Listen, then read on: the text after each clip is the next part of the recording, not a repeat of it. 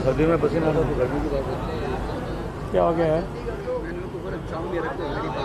ठीक है सही भैया, नजीब बेटा बात है।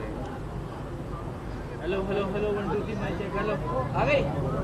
Hello hello hello hello hello हमारे चक्कर में सबका रुका हुआ है। Mic check. Hello hello hello hello okay.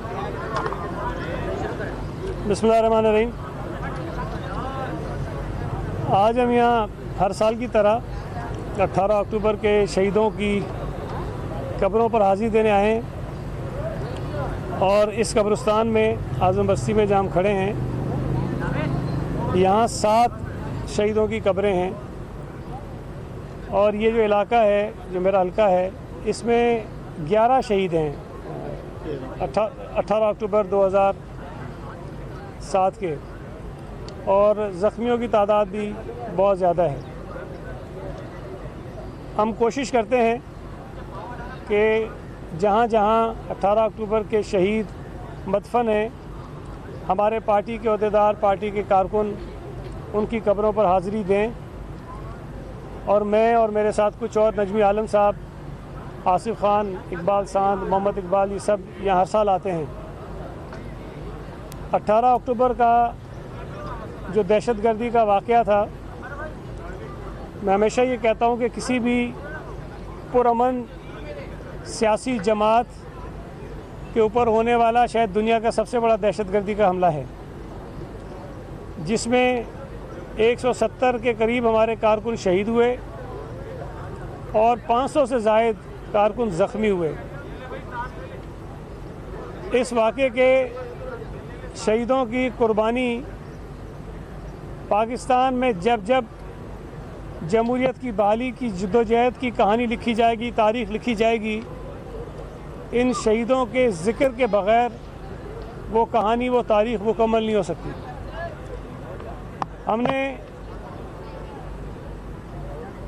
हमने ये देखा कि 18 अक्टूबर को जब पहला बम धमाका हुआ तो बजाय हमारे जो कारकुन थे, जिनकी ज़िम्मेदारी थी कि मोहतरमा की गाड़ी के साथ साथ चलें, वो पहले धमाके के बाद बजाय इसके कि वो भागते, वो वहाँ मौजूद रहे और ट्रक को ज़्यादा उन्होंने प्रोटेक्ट करने की कोशिश की। और इसी दौरान दूसरा धमाका हुआ जिसमें ज़्यादा शहादतें हुई। ये भी एक अजीब और अनोखी मिसाल है कि बम का धमाका होता है और लोग भागते नहीं हैं। ये वाक़या हमारे कारकुनों की, हमारी क़यादत के साथ जो कमिटमेंट है, जो एक दिली लगाव है, जो वफ़ादारी है, उसको साबित करता है कि शहीद मोहतरमा बेनज़ीर भुट्टो के साथ जो कारकुनों की मोहब्बत थी, जो लगाव था, वो किस कदर था कि उन्होंने अपनी जानों की परवाह नहीं की और मोहतरमा को बचाने के लिए वहाँ खड़े रहे। फिर आपके इल्म में होगा कि जब 18 अक्टूबर को मोहतरमा ने पाकिस्तान आने का ऐलान किया था, तो उसके फ़ौरन बाद शहीद मोहतरमा बेनज़ीर भुट्टो को संगीन धमकियाँ मिली थीं कि मोहतरमा जब यहाँ आएंगी तो उनका इस्तकबाल बमों से किया जाएगा, धमाकों से किया जाएगा। और उस वक्त जो लोग मौजूद थे, आप में से भी बहुत साथी मौजूद होंगे, कि ये बात आम थी कि मोहतरमा के इस्तकबालिया काफ़िले को दहशतगर्दी का निशाना बनाया जा सकता है और बहुत संगीन ख़तरात थे। लेकिन उन संगीन ख़तरात के दौरान भी लाखों लोग शहीद मोहतरमा बेनज़ीर भुट्टो का कराची एयरपोर्ट पर इस्तकबाल करने के लिए पहुँचे। इससे ये बात साबित हुई कि अवाम में मोहतरमा का इस्तकबाल करने का जो जोश था, उसने दहशतगर्दी के खौफ और धमकियों को दबा दिया था। लेकिन बहरहाल मोहतरमा वहाँ महफूज रहीं, फिर लियाकत बाग में वो शहीद कर दी गई। लेकिन हम आज भी समझते हैं कि पाकिस्तान पीपल्स पार्टी के कारकुनों की इस मुल्क में जमहूरियत की बहाली के लिए जो कुर्बानियाँ हैं, वो पीपल्स पार्टी के क़याम से लेके आज तक जारी हैं। और ऐसी मिसाल पाकिस्तान में तो कम से कम कोई और सियासी जमात नहीं दे सकती। हम पुरअमन लोग हैं, पुरअमन सियासी जमात के तौर पर काम करते हैं और हमने अपने कारकुनों की, अपने कायदीन की लाशें उठाई हैं, लेकिन दहशतगर्दी का हमने मुकाबला किया है। कोई और सवाल आपका हो तो ठीक है। Thank you. जी जी प्लीज। ये मौजूद तो मुनासिब नहीं है, लेकिन हर जगह वो आईनी तरमीम क्या वजह है सिर्फ कि ये 24वीं आईनी तरमीम के लिए इतना वक्त लग रहा है, उसके पास जाना, इसके पास जाना, लेकिन साबिक जनरल की एक्सटेंशन के लिए विद इन ए डे जो है तमाम जमातें मुत्तहिद होकर उसकी एक्सटेंशन दे देती है, तो इसमें इतना टाइम क्यों लग रहा है? देखें, आईनी तरमीम के लिए आइन के अंदर जो एक तरीक़ेकार मौजूद है, और वो शायद इसीलिए है कि कोई एक जमात अपनी मर्ज़ी और मंशा से कोई तरामीम ना कर सके, कि 2/3 अक्सरियत आपको चाहिए सेनेट के अंदर भी और कौमी असम्बली के अंदर भी। जब 2/3 अक्सरियत की ज़रूरत आपको होगी तो आप नेगोशिएट करेंगे पार्लियामेंट में मौजूद जमातों के साथ, और उस नेगोशिएशन के दरमियान पीपल्स पार्टी हो, PMLN हो, MQM हो, या इवन कोई और जमात हो, JUI हो या PTI हो, कोई जमात अपनी मर्ज़ी का जो तजावीज़ हैं वो मुसलत नहीं कर सकती। जब आप डायलॉग करते हैं, बातचीत करते हैं, तो आपको कहीं ना कहीं कोई बीच का रास्ता निकालना पड़ता है, और मैं समझता हूँ ये अच्छी बात है। अगर वक्त लग रहा है तो बुरी बात नहीं है, लेकिन जो ख़बरें आ रही हैं उसमें ये उम्मीद अफ़ज़ा बात है कि जमातें आपस में बैठकर किसी मुत्तफ़िका तरमीम के ऊपर आने की कोशिश कर रही हैं। आज PTI ने तो आज पूरे पाकिस्तान में जो है इसे आईनी तरमीम के खिलाफ जो है एहतजाज भी कर रही है, और उसके अंदर जो है वो आईनी कमेटी के अंदर शामिल भी है। ये क्या उनका दोहरा म्यार है? एक तरफ वो कह रहे हैं कि आईनी तरमीम नहीं होनी चाहिए, फिर मंसूर अली शाह जो है चीफ जस्टिस उनको बनाया जाए, तो मौलाना फजल रहमान भी कह रहे हैं, वो PTI भी ये कह रही है, तो क्या ये इनकी ख्वाहिशें भी पूरी होंगी क्या नहीं होंगी?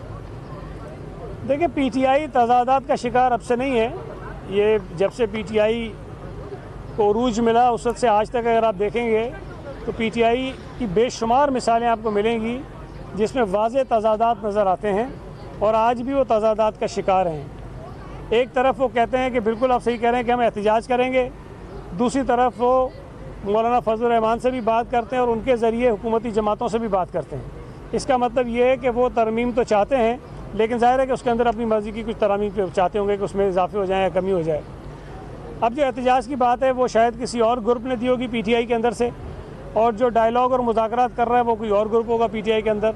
तो इससे PTI के अंदर जो डिफरेंसेस हैं या जो डिवाइड है वो इससे वाज़े होती है। बाकी PTI ने, मैं समझता हूँ कि जो सुप्रीम कोर्ट के जजेज़ हैं उनको कंट्रोवर्शियल ज़रूर बनाने की कोशिश की और बना भी दिया है। ये कोई अच्छी बात नहीं है।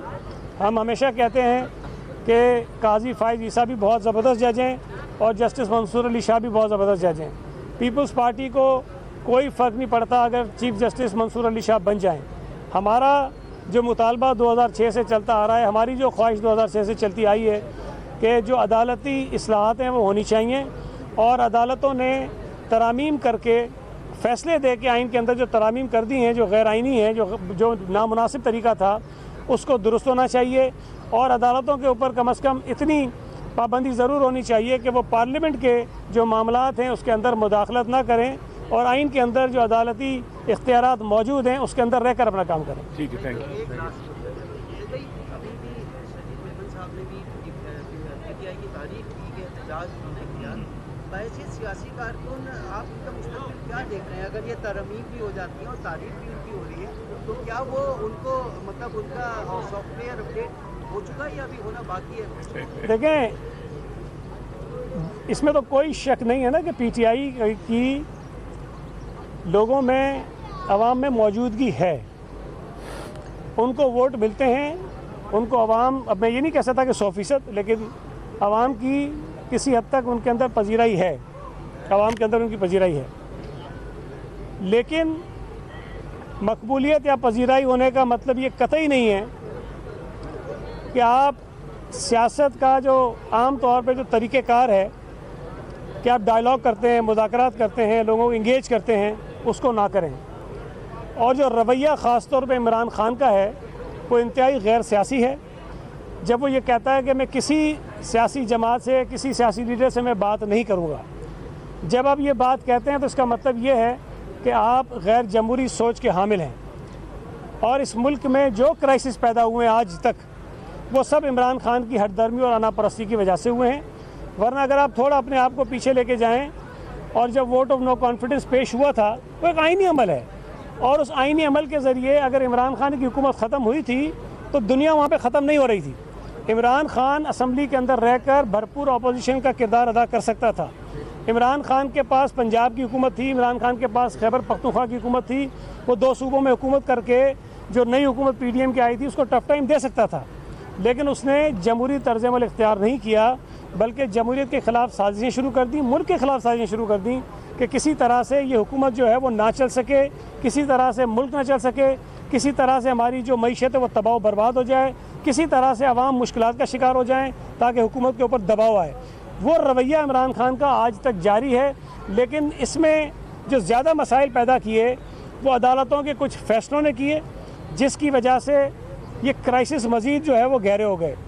अगर आज भी इमरान खान सियासी तर्ज अमल इख्तियार कर ले, जमहूरी तर्ज अमल इख्तियार कर ले और सियासतदानों के साथ बैठ के बात शुरू कर दे और मुल्क के जो मसाइल है उसका हल तलाश करे, मैं आपको ये लिख के देने को तैयार हूँ कि ये क्राइसिस शायद चंद हफ्तों के अंदर हल हो जाएंगे। लेकिन अगर इमरान खान कहेगा मैं सियासतदानों से बात नहीं करूँगा, मैं आर्मी से बात करूँगा, आर्मी चीफ से बात करूँगा, DGISI से बात करूँगा, तो ये किसी तौर पर भी मुनासिब भी नहीं है और गैर सियासी और गैर जमहूरी तर्ज अमल है।